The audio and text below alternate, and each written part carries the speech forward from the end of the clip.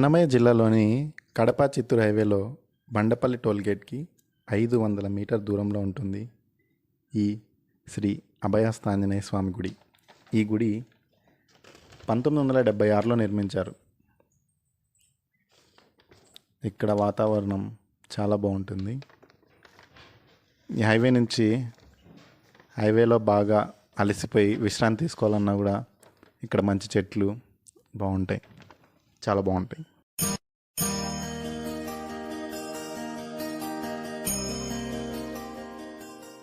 ఈ గుడి వెనక ఒక చరిత్ర ఉంది. ఇక్కడ ఉన్న పెద్దలు చెప్పిన దాని ప్రకారం అప్పట్లో ఈ పక్కనే ఉన్న రహదారిలో చాలా దొంగల బెడద ఉండేదంట. వాళ్ళు చాలా అకృత్యాలకు పాల్పడేవారంట. వారి కారణంగా ఇక్కడ చాలా ప్రమాదాలు జరిగేవి. అలా ప్రమాదంలో మరణించిన వారి ఆత్మలు, వాటి మరణఘోష ఇక్కడ ఎక్కువగా వినిపించేదంట. దానితో భయపడిపోయిన ఇక్కడ రైతులు రాత్రి సమయంలో వారి పొలానికి కాపలాగా ఉండాలంటే చాలా భయపడిపోయేవారు. అందుకు ఆలోచించుకొని వాళ్ళందరూ చందాలు పోగేసి ఈ గుడిని నిర్మించుకున్నారు. ఇక్కడ ఉన్న విగ్రహాన్ని కూడా మన గండి క్షేత్రం నుంచి తీసుకొచ్చి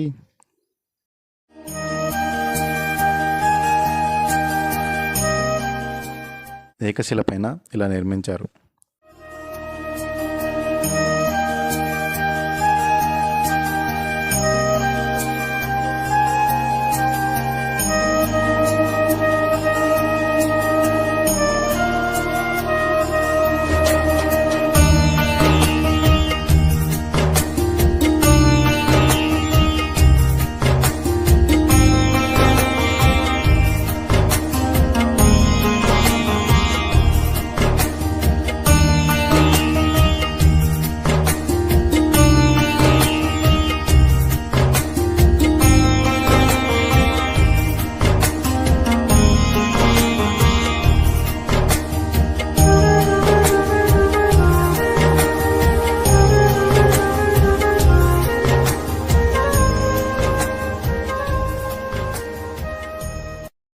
మనం గుడి లోపలికి ఎంటర్ అయితే ఇలా ముందర మండపం కనిపిస్తుంది. ఇక్కడ భజనలు చేస్తూ ఉంటారు.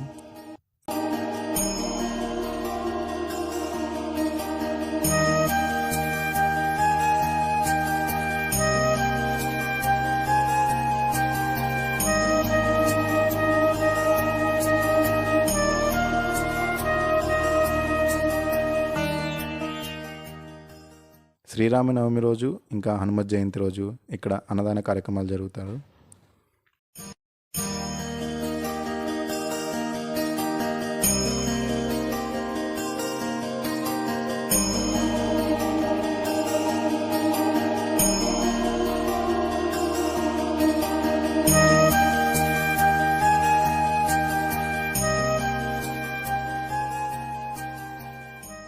ఇక్కడ లోపలికి వెళ్తే ఇక్కడ చూడండి, ఇలా బండలతో, ఇది పురాణ కట్టడం అండి. ఇలా స్వామిని చూస్తే అభయహస్తంతో ఉంటాడు.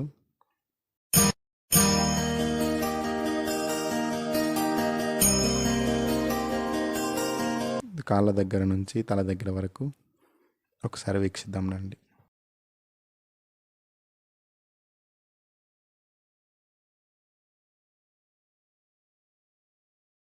ఇక్కడ ఉన్న సీతారామ లక్ష్మణ హనుమాన్ విగ్రహాలని శ్రీరామనవమి రోజు ఊరేగించి ఇక్కడ జాతర జరుపుతారు.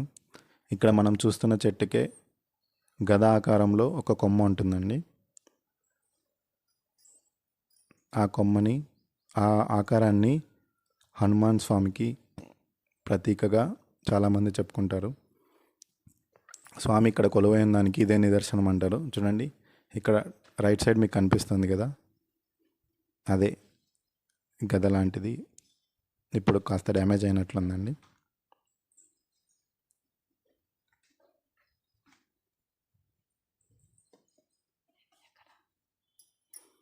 ఇక్కడ కూర్చోవడానికి, కిచ్చా పార్టీలు మాట్లాడుకోవడానికి రైతులు ఏర్పాటు చేసుకున్నారు.